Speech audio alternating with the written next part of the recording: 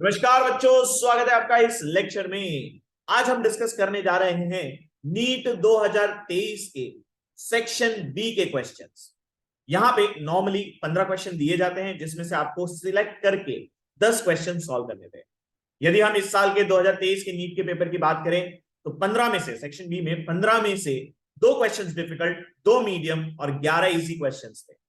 तो मुझे लगता है कि हमें उन 11 में से ही 10 को सिलेक्ट करके सॉल्व करने चाहिए थे। राइट, चलिए तो डिस्कस करते हैं कौन कौन से क्वेश्चंस थे और उनके क्या आंसर्स होने चाहिए। चलिए, सो पहला सवाल आपके स्क्रीन पे ये रहा। इन this question it is said consider the following reaction. Okay, हमें एक ईथर दे रखा है, इसका HI के साथ हीट किया गया है। राइट, तो आप जानते हैं कि ये जो ऑक्सीजन है ये इसके साथ लोन पेयर में रेजोनेंस में होगा, तो डेफिनेटली ब्रेकिंग जो है इस प्रकार से होगी। ऑक्सीजन को हाइड्रोजन मिलेगा और बेंजाइल ग्रुप जो है उसको आयोडीन मिलेगा। सो आपको यहां पे जो प्रोडक्ट है उसमें मिलना चाहिए CH2I प्लस एक फिनॉल मिलना चाहिए, बेंजीन रिंग के ऊपर OH, phenol. This is benzyl iodide and a phenol. ये दिख रहा है आपको सिर्फ और सिर्फ इसी ऑप्शन में। This is the final answer. Right, बहुत ही इजी कैटेगरी का क्वेश्चन था, हम इसको इजी मार्क करेंगे। बहुत ही आसानी से आप इसको सॉल्व कर पाएंगे। देखते हैं अगले प्रश्न की ओर। नेक्स्ट क्वेश्चन क्या कह रहा है? Which amongst the following will be most readily dehydrated under acidic condition? बहुत ही इंटरेस्टिंग। इसको हम मीडियम कैटेगरी में क्लासिफाई कर सकते हैं। एसिडिक कंडीशन में डिहाइड्रेशन की बात चल रही है, बराबर है। एसिडिक कंडीशन में क्या हुआ रहेगा? तो डेफिनेटली एक कार्बोकटायन जनरेट होना चाहिए, बराबर है ना, एक कार्बोकटायन जनरेट होना चाहिए। यदि आप देखते हैं तो उसमें कुछ इस प्रकार से हमको सोचना था। एसिडिक कंडीशन दे रखी है तो आपको R प्लस एक carbocation plus H2O, water eliminate हो गया पहले स्टेप। राइट, और ये कार्बोकटायन बनता है। आपको बस यही सोचना था। ये सब के सब में नाइट्रो माने की विड्रॉइंग ग्रुप है। विड्रॉइंग ग्रुप होने से कहीं ना कहीं कार्बोकटायन की स्टेबिलिटी लुला जाएगी। ये बात तो सही है। तो ये सारे ऑप्शंस यहीं से एलिमिनेट हो जाते हैं। सिर्फ यही एक ऑप्शन बचता है जिसके अंदर एक कार्बोकटायन यदि बनता है तो स्टेबलाइज हो सकता है, बरोबर। So this would dehydrate most readily. तो प्रोसेस ऑफ एलिमिनेशन से और ये मैकेनिज्म की समझ हो तो आप डेफिनेटली इस क्वेश्चन को कर पाए होंगे। राइट, सो 1 यहां पे आंसर आना चाहिए। इसको मीडियम कैटेगरी में कैटेगराइज कर रहे हैं। उम्मीद करता हूं ये आपका सही गया हो।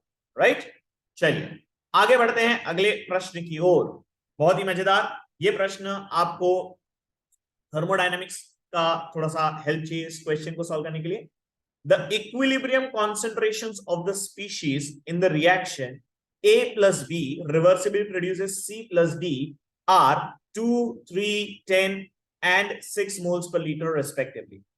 At 300 Kelvin, temperature दे रखा है। Delta G naught for the reaction is, delta G naught for the reaction क्या आएगा, यह सवाल है, बराबर। R की वैल्यू दे रखी है। अब आपको पूछा गया है डेल्टा जी नॉट पूछा है, बराबर है कि नहीं? चलो, तो डेल्टा जी नॉट का आपको बेसिक सा फॉर्मूला याद रहना चाहिए था। डेल्टा जी नॉट माने कि इक्विलिब्रियम पे होता है, it is minus of 2.303 R T L N, यानी कि लॉग लेना चाहिए मुझे क्योंकि मैंने 2.303 ले लिया है। 2.303 आर टी लॉग ऑफ के, ये फॉर्मूला है। यदि के इक्विलिब्रियम मुझे मिल जाए तो मैं सब्स्टिट्यूट करके इसको बहुत आसानी से सॉल्व कर पाऊं। राइट, चलिए तो के इक्विलिब्रियम कैसे निकाला जा सकता है फॉर अ गिवन रिएक्शन? तो that is simple, concentrations of product upon concentrations of reactant raised to the stoichiometric coefficient, बराबर है। यहां पे इसको मैंने बी कंसिडर कर लिया। Okay, raise to stoichiometric coefficient power तो 1 1 ही है। राइट, डी का कंसंट्रेशन 6 मोल्स पर लीटर है तो यहां पे मुझे 6 लिखना चाहिए। सी का कंसंट्रेशन 10 है, यहां पे 10 लिख देना चाहिए। ए का कंसंट्रेशन 2 और बी का 3, तो 2 इंटू 3। आप जानते हैं 2 3 जा 6 और ये 6 कैंसिल ऑफ हो गया। इक्विलिब्रियम कांस्टेंट के की वैल्यू आती है आपकी 10। राइट, चलिए ये 10 को मुझे यहां पे पुट कर देना चाहिए। तो माइनस ऑफ 2.303 इंटू आर की वैल्यू कितनी है? आर की वैल्यू 2 कैलोरीज लेनी है तो 2 इंटू टेम्परेचर कितना दे रखा है, 300 केल्विन दे रखा है, into log of 10। Log 10 to the base 10 1 होता है, 3 2 600 हो गया, तो माइनस 2.303 इंटू 600, बरोबर। चलो 2 पॉइंट एडजस्ट कर लेता हूं हम लोग, तो इट इज 230.3 इंटू 6, राइट। इसको आप यदि मल्टीप्लाई करते हैं तो आपका आंसर 1381.80 के आसपास आना चाहिए। प्रिसाइजली यही आएगा इनफैक्ट, राइट। चलो, तो ये कहां दिख रहा है? ये दिख रहा है आपको सिर्फ और सिर्फ इसी ऑप्शन में, देखिए, right. So this has to be the final answer. हल्का सा कैलकुलेशन था, इसको हम medium category, easy medium category में डाल सकते हैं। आपके हिसाब से आप क्लासिफाई कर लीजिए, मुझे इजी मीडियम के बीच में लग रहा है, राइट। दो अलग अलग फॉर्मुलेज लगाने थे, ये इक्विलिब्रियम में से लेना था और ये थर्मोडायनेमिक्स में से लेना था, इसलिए मैं इसको मीडियम में कैटेगराइज कर रहा हूं। बट वैसे तो बहुत आसान सवाल, राइट। चलिए अगले सवाल की ओर आगे बढ़ते हैं। The next question on your screen. Okay, ये देखिए यहाँ पे एनवायरमेंटल केमिस्ट्री के ऊपर ये सवाल है, बहुत ही बढ़िया है। Given below are two statements, the nutrient deficient water body leads to eutrophication. देखो, यूट्रोफिकेशन न्यूट्रिएंट रिच होता है तब होता है, बराबर है, डेफिशिएंट नहीं, तो ये गलत बात है। तो स्टेटमेंट 1 गलत हो गया। Eutrophication leads to decrease in the level of oxygen in the water bodies, बिल्कुल सही स्टेटमेंट है। स्टेटमेंट 1 गलत है, स्टेटमेंट 2 सही है, राइट। तो statement 1 is incorrect but statement 2 is true. ये दिख रहा है मुझे इस ऑप्शन में, तो ये आपका करेक्ट आंसर होना चाहिए। तो इसे हम कैटेगराइज करते हैं इनटू अ इजी कैटेगरी, बराबर है। रीडिंग चाहिए था, रीडिंग किया होगा तो डेफिनेटली आपको आंसर आ ही जाएगा, राइट। चलिए, moving ahead to the next question on your screen. In this question, it is said, which among the following option is correct relation between the change in enthalpy and internal energy? Okay, correct relation कौन सा है? तो बच्चों आप जानते हैं, according to first law of thermodynamics, delta U is equals to delta H plus W होता है, right? सारे ऑप्शंस में डेल्टा H एक तरफ है, तो मैं ऐसा लिख देता हूं, delta H is equals to delta U minus W होता है। अच्छा, for a chemical reaction we also know that W जो है माइनस डेल्टा N GRT होता है, where is delta N GRT, right. यदि मैं यहां पे पुट कर देता हूं तो delta H is equals to delta U plus, या फिर आप इसको ऐसा समझो, minus of minus delta N GRT होगा, राइट।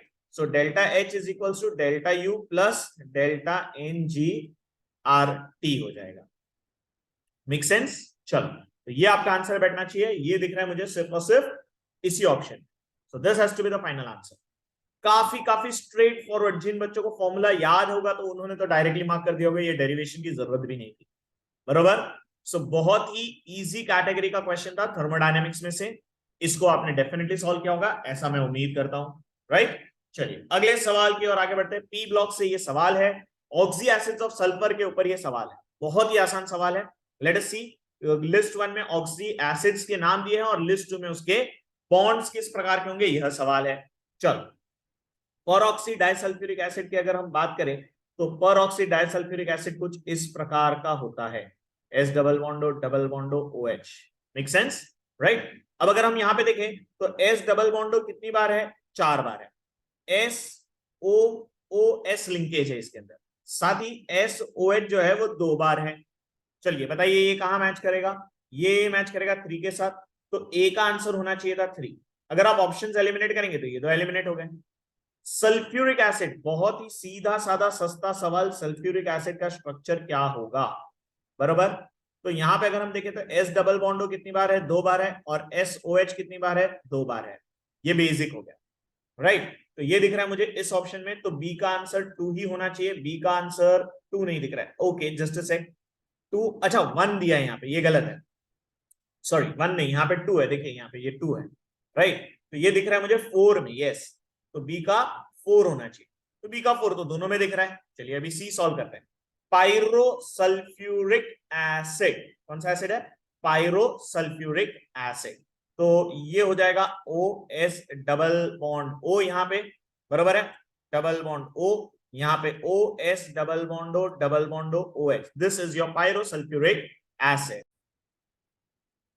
तो यदि हम यहाँ पे देखें तो S डबल बॉन्ड O जो है वो कितनी बार है? 4 बार है। एक SOS लिंकेज है, और SOH जो है वो 2 बार है। कितनी बार? 2 बार। चलो, तो ये देखा जाए तो कहां दिख रहा है? If you see, SOS linkage इधर ही दिख रहा है, 2 SOH है, S डबल बॉन्ड O 4 बार है, और 1 SOS लिंकेज। बिल्कुल सही बात है, तो सी के लिए आंसर आना चाहिए 1। सी के लिए 1 लिखते ही ये क्लियर हो गया, ये आपका आंसर होना चाहिए, बरोबर। लेकिन फिर भी हम आखिरी वाला देख लेते हैं, सल्फ्यूरस एसिड। सल्फ्यूरस एसिड जो है वो कुछ इस प्रकार से होता है, एस डबल बॉन्डो OH, बरोबर है। तो एस डबल बॉन्डो कितनी बार है, एक बार है, और एस OH कितनी बार है, 2 बार है, राइट। चलो तो ये भी मैच कर जाएगा किसके साथ, 2 के साथ, देख लीजिए 2 SOH बॉन्ड है और एक S डबल बॉन्ड है, राइट। चलिए तो ये बिल्कुल मैच कर रहा है सारे कोड्स के साथ, and hence this has to be the answer. बड़ा ही आसान कैटेगरी का क्वेश्चन था, ऑक्सी एसिड्स ऑफ सल्फर, बहुत ही सिंपल, कई बार आपने किया हुआ है, राइट। चलो तो इसमें तो बॉन्ड काउंट करके लिखने थे, कोई डिफिकल्टी होनी नहीं चाहिए, बहुत ही आसान था। अगले सवाल की ओर आगे बढ़ते हैं। नेक्स्ट क्वेश्चन में क्या कहा है, identify the major product in the following. Aldehyde ketones का ये रिएक्शन है, बराबर है। यहां पे क्या दिख रहा है, ये टोलेंस रिएजेंट दिख रहा है, कॉमोनिकल सिल्वर नाइट्रेट, बराबर है, ये टोलन है।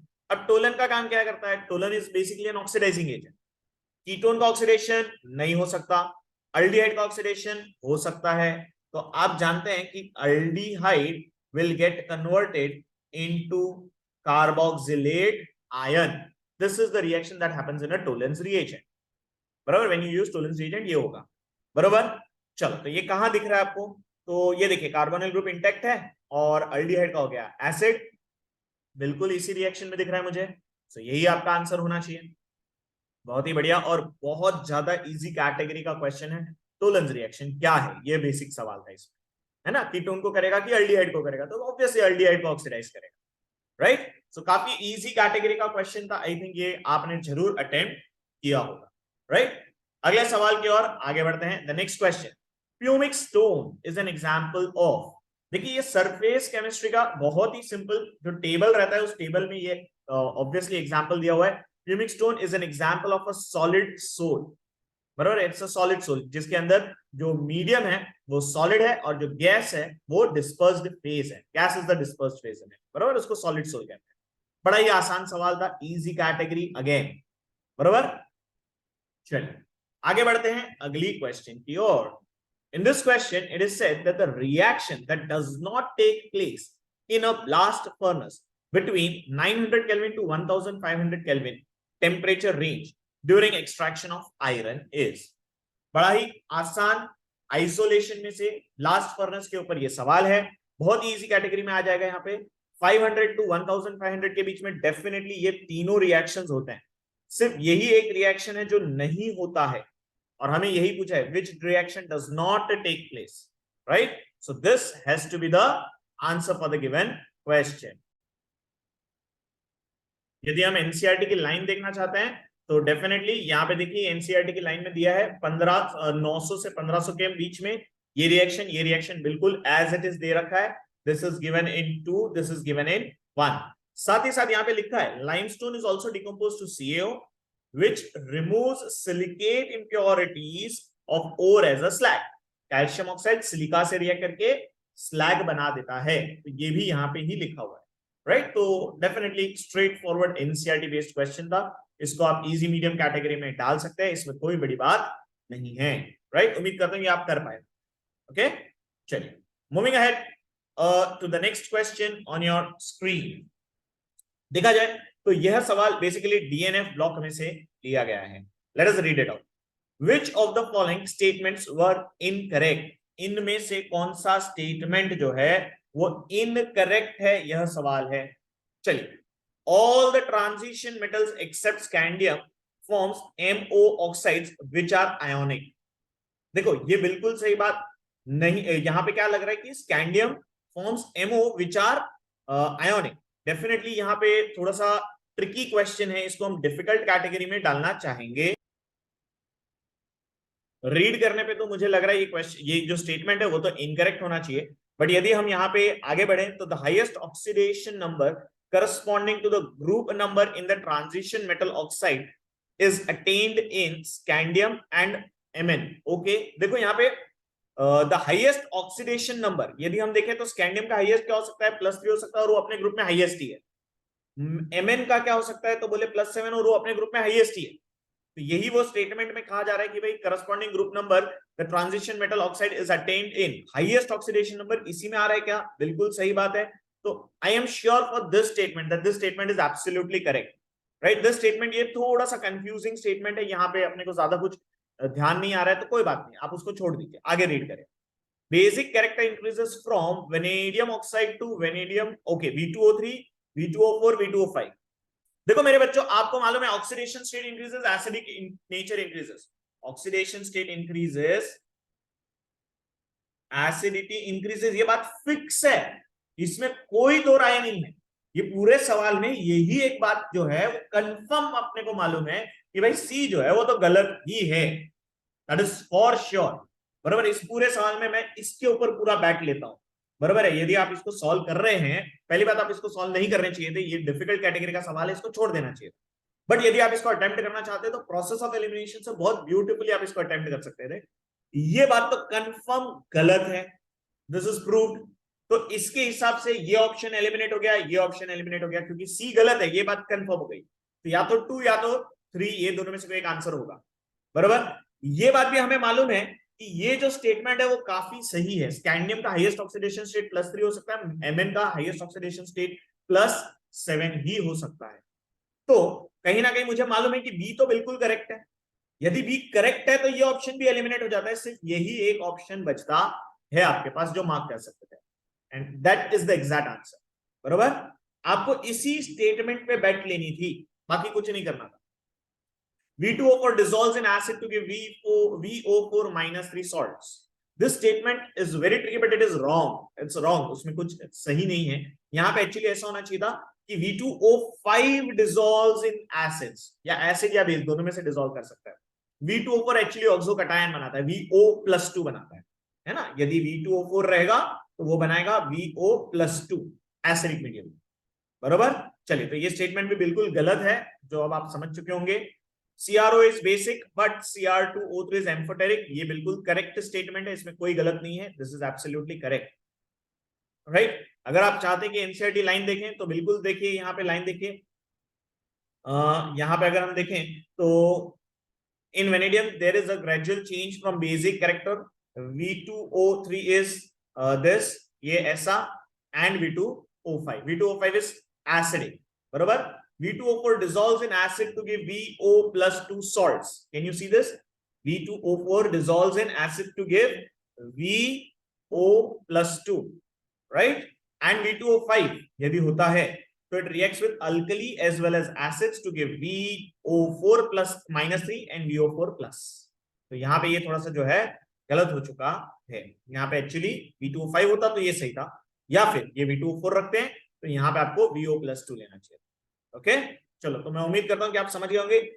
घुमा फिरा के डिफिकल्ट लेवल का क्वेश्चन था, इसको छोड़ देना चाहिए आप, ये आपका फर्स्ट कॉल होना चाहिए इस पे, ठीक है, क्योंकि आपको तो 10 ही करने थे 15 में से, बरोबर। बाकी सारे सवाल इतने इजी है कि आपको इसके ऊपर आना ही नहीं चाहिए, right. Moving ahead to the next question, aromaticity, Huckel's rule, बहुत ही आसान सवाल होता है ये, इसको तो छोड़ना ही नहीं चाहिए।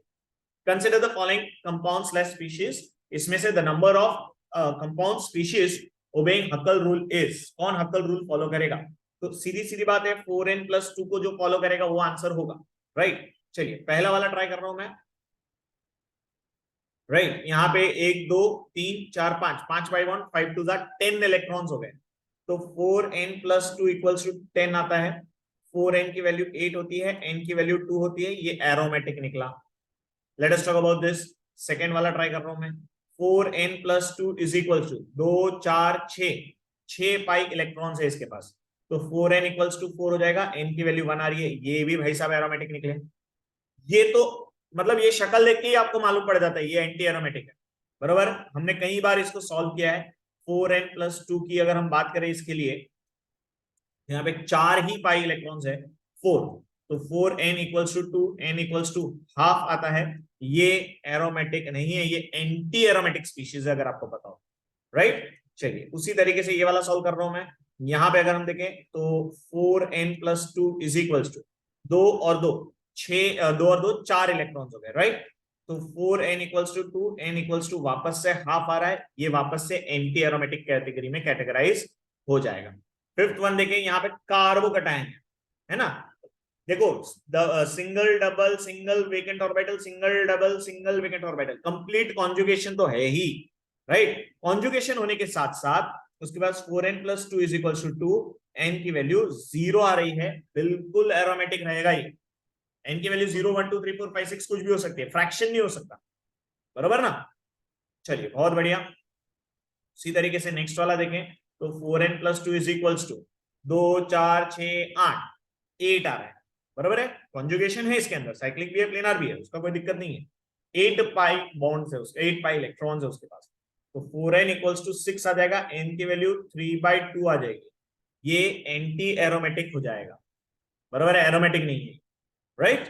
चलिए, और आखिरी वाला अगर हम देखें तो इसके अंदर हमारे पास 4n+2 इज इक्वल टू 2 4 6 7 8 9 10 है ना, 11 12 13 14 14 पाई इलेक्ट्रॉन्स है, तो 4n इज इक्वल्स टू 12 हो जाएगा, n इज इक्वल्स टू 12/4, 4 1 जा 4 3 जा 12, n की वैल्यू 3 आ रही है, बिल्कुल सही बात है, ये एरोमेटिक रहेगा, बरोबर। बहुत ही आसान सवाल हो गया ये, राइट। कितने एरोमेटिक है, 1 2 3 4, so there are basically 4 compounds which are aromatic. बहुत ही आसान सा सवाल हो गया ये, राइट। उम्मीद करता हूं कि आप इसको सॉल्व कर पाए होंगे, राइट, बहुत आसान। आगे बढ़ते हैं अगले सवाल की ओर।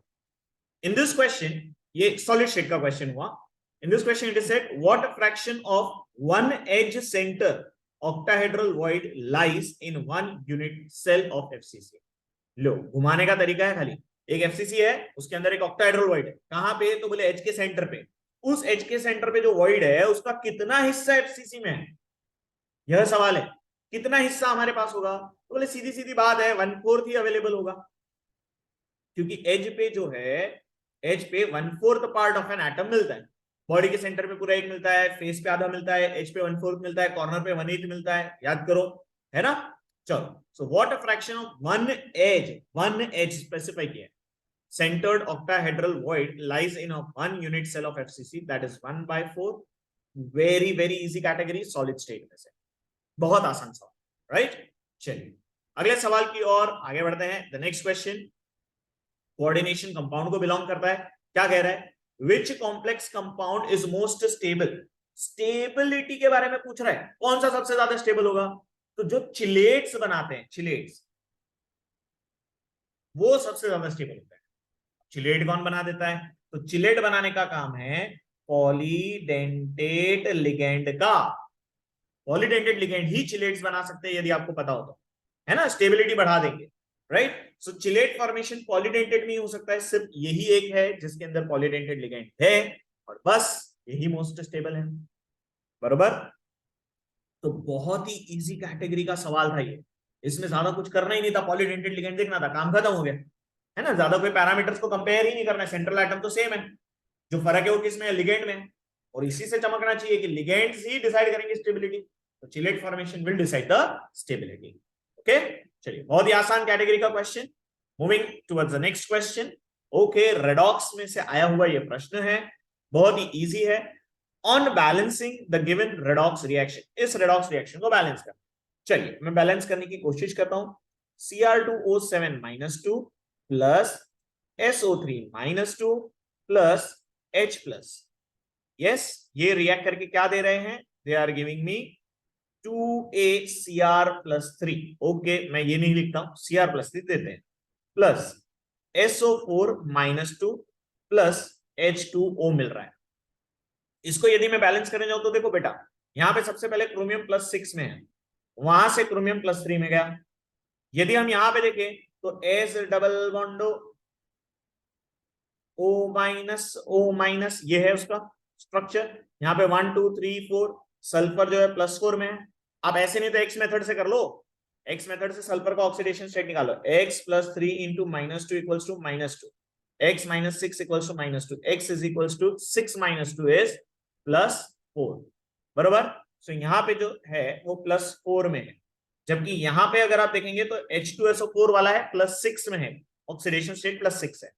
यदि हम देखें तो यहां पे +6 से वो गया +3 में, राइट, और यहां पे +4 से गया +6 में, तो यहां पे क्या हुआ है, गेन हुआ है। तो यहां पे मैं बोलता हूं गेन ऑफ 3 इलेक्ट्रॉन्स, कितनी बार? 2 बार, तो 6 इलेक्ट्रॉन्स का गेन हो गया बेसिकली, है ना, 2 क्रोमियम है ना, तो +6 से +3 में गया, तो 3 इलेक्ट्रॉन का चेंज हो गया 2 बार, 6 इलेक्ट्रॉन का ट्रांसफर इधर दिख रहा है।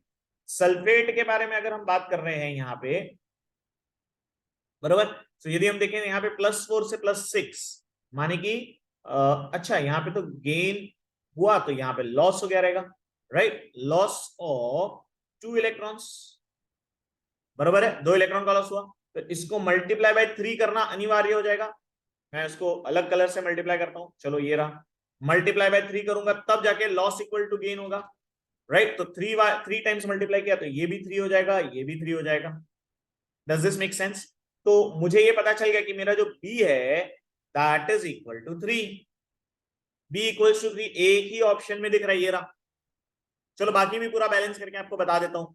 यहाँ पे तो 1 1 ही रहेगा, इसमें कोई डाउट नहीं आ रहा है, ये 2 हो जाएगा क्योंकि ऑब्वियस सी बात है 1 × 2, यहाँ पे 2 क्रोमियम है तो यहाँ पे 2 क्रोमियम हो जाएगा, 2 ए की वैल्यू 2 आ रही है तो ए की वैल्यू तो 1 ही है, उसमें कोई डाउट नहीं है आपको, बराबर। चलिए ऑक्सीजन को बैलेंस करने की कोशिश करिए, तो यहाँ पे अगर बैलेंस करेंगे तो डेफिनेटली आपको 8 ही आएगा, इसमें कोई बड़ी बात नहीं है, यहाँ पे नहीं, यहाँ पे आपको 8 आ जाएगा, 8H+ लगेगा, और यहाँ पे आपका C/2 माने कि 8/2 4 हो जाएगा, this is what you will get.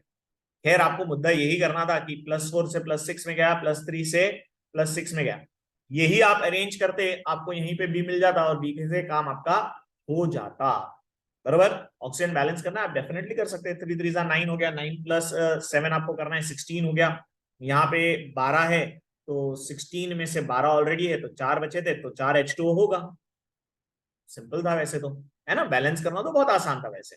चलिए, so definitely this has to be the final answer. Redox reaction की बैलेंसिंग काफी आसान, पहले इलेक्ट्रॉन को बैलेंस करना ये आपको सिखाया गया है, तो पहले इलेक्ट्रॉन को बैलेंस करो, बाद में ऑक्सीजन और फिर हाइड्रोजन वगैरह को बैलेंस करते बैठो, राइट। चलिए अगला सवाल आपके स्क्रीन पे, वेरी सिंपल ऑर्गेनिक केमिस्ट्री का क्वेश्चन है, identify the final product D obtain in the following sequence of reaction. Sequence of reaction दे रखा है, आपको फाइनल प्रोडक्ट डी आइडेंटिफाई करना है। चलिए आपके पास कौन है, एसिड अल्डिहाइड, बराबर, इथेनॉल, इथेनॉल का लिथियम एल्यूमिनियम हाइड्राइड, ये क्या है भाई, रिड्यूसिंग एजेंट है, क्या करेगा, रिडक्शन करेगा, उसमें कौन सी नई बात है, बराबर। जब रिडक्शन करेगा तो you will get CH3 CH2 OH, ethanol, ये आपका ए बना। इसके अंदर डाल दिया है भैया H2SO4, H2SO4 और हीट किया है, हीट करेगा तो एलिमिनेशन समझ में आता है, एसिड डिहाइड्रेशन है ये, और आपको अल्कीन देगा, क्या देगा, अल्कीन, इसका नाम है इथीन, ये हो गया आपका बी, इथीन। इस इथीन का HBr, it is a simple addition reaction, Markovnikov anti Markovnikov भी नहीं सोचना, इधर कुछ नहीं सोचना है, खाली ऐड कर देना है चुपचाप। तो जब ऐड करेंगे तो आपको मिलेगा CH3 CH2 Br, this is your C। अब इसका रिएक्शन ब्रोमोबेंजीन के साथ किया गया है in presence of sodium and try ether, RX + ARX in sodium and try ether, और वाला रिएक्शन ये याद आ रहा है, वर्ड्स फिटिंग, राइट। तो यहां पे आपको सिंपली वर्ड्स फिटिंग रिएक्शन करना है, और ये हो गया आपका words fitting, right, this is your D, this is ethyl benzene,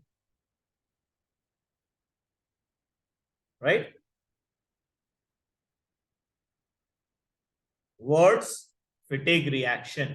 चलो ये कहां दिख रहा है, ये D दिख रहा है आपको सिर्फ और सिर्फ इधर इस ऑप्शन में, hence this has to be the final answer for the given question, and this can be categorized into a very easy category of a question, right।